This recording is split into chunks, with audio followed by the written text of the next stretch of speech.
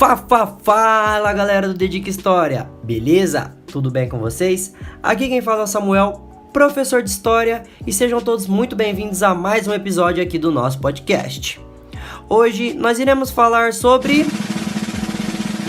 futebol, exatamente, futebol.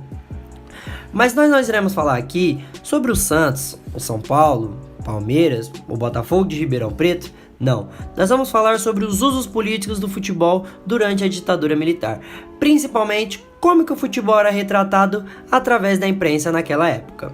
Combinado? Preparados? Então senta que lá vem a história. 90 milhões em ação, pra frente Brasil, no meu coração. Pessoal, para começar, é interessante a gente perceber que essa relação entre os esportes e a política, ela já vem de muito tempo. Por exemplo, durante a antiguidade, os romanos já utilizavam dos esportes como um meio de evitar levantes e rebeliões populares, aquilo que a gente conhece hoje como política do pão e circo.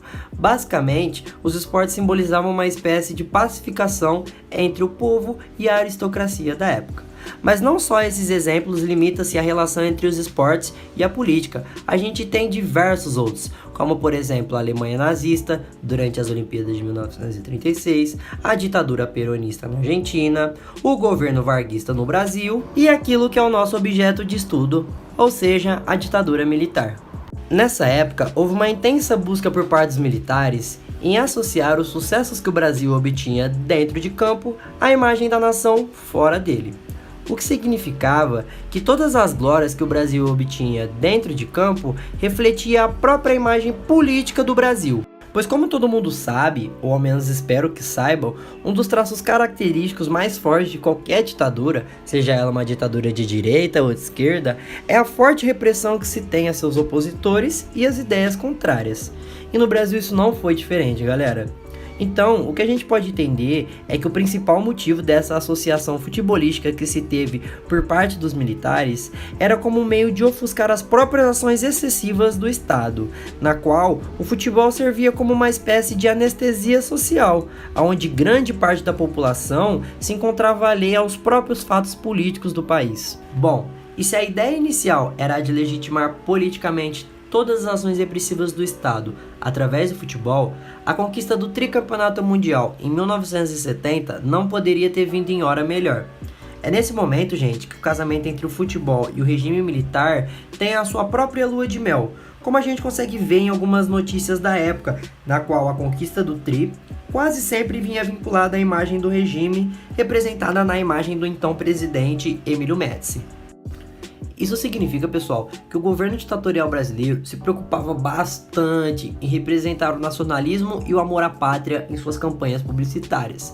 E a partir da conquista do tricampeonato em 1970, essa missão também foi designada à própria seleção brasileira, que tinha agora como objetivo fundamental a formação da identidade nacional do sujeito, ou seja, um novo nacionalismo começa a se formar. E para solidificar todo esse nacionalismo exacerbado, que era quase onipresente em todas as campanhas publicitárias, tanto da seleção brasileira quanto aquelas vinculadas ao regime militar, é nesse momento que surgem slogans como Brasil, Ame ou Deixe, a própria música Pra Frente Brasil. Em 1972, o Pelé, gente, e o Pelé, o rei do futebol, chegou a afirmar em uma revista uruguaia, a La Opinión, que não havia ditadura militar no Brasil. Tudo isso em favor do amor à pátria e o sucesso do regime. Em síntese, o que a gente pode entender disso tudo, galerinha, é que os militares não amavam o futebol e nem ao menos eram um dos seus torcedores mais assíduos, mas na verdade eles utilizaram o futebol como instrumento político,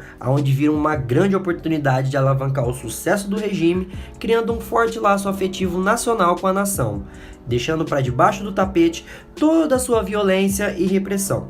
Tudo isso principalmente através da imprensa e da propaganda política. Porém, a grande questão que fica é a seguinte: quem ou o que é esse novo brasileiro que emerge da ditadura militar? Será o brasileiro malandro, aquele que exala a alegria dentro e fora dos campos? Ou será o brasileiro alienado? Aquele que só se importa com futebol e carnaval. Mas essa é uma questão que queremos deixar para um próximo episódio. É isso, galera. Espero que tenham gostado. Se gostou, deixa o like no vídeo, se inscreve no canal, ativa o sininho, comecem a nos seguir em todas as redes, Facebook, Instagram, Twitter, Spotify, porque assim vocês fortalecem demais o nosso trampo. É isso, galera. Muito obrigado, valeu e tchau!